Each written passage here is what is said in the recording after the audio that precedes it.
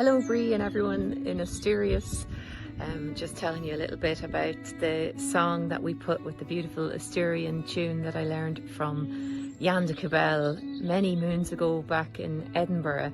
When Simon Bradley played with Llan de Cubel, he brought over a lot of beautiful Asturian tunes and we learned them in sessions in Edinburgh. And so in Shorlines Trio here we've put one of your gorgeous pieces with a song from Scotland, and as the song started life as a poem, and it's called Innisfaddy Annie. So all the best from here at Onadon Blascade near the Blascade Islands. We're on a little tour here in Ireland and it's an amazing day. Like this.